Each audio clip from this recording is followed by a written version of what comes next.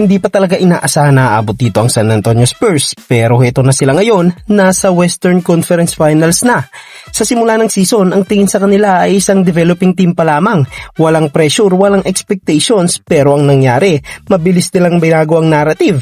Ngayon, haharap sila sa defending champions na Oklahoma City Thunder at hindi sila mukhang team na kinakabahan. Oo, malaking factor si Victor Wembanyama bilang generational talent, pero kung titignan ng mas malalim, ang tunay na lakas ng Spurs ay nasa sistema nila. Napaka-organized ng galaw, lalo na sa space at transition offense. Kapag nakakakuha sila ng early lead, tuloy-tuloy na yon hanggang maging blowout. Hindi ito tsamba. Consistent pattern ito sa laro nila.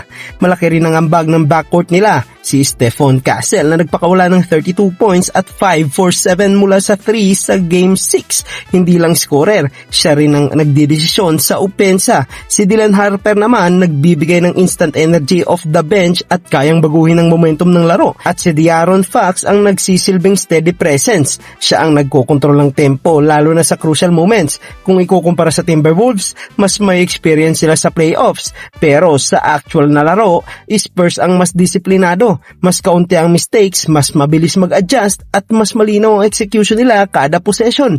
Kaya kahit bata ang lineup, sila ang mas mukhang veterano.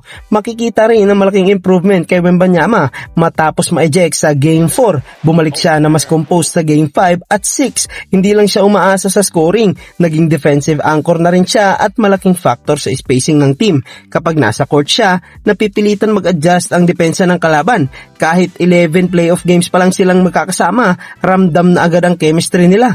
Hindi sila mukhang team na nag-aaral pa lang. Mukha silang handa na talaga sa ganitong stage. Ngayon, papasok sila sa conference finals laban sa Thunder.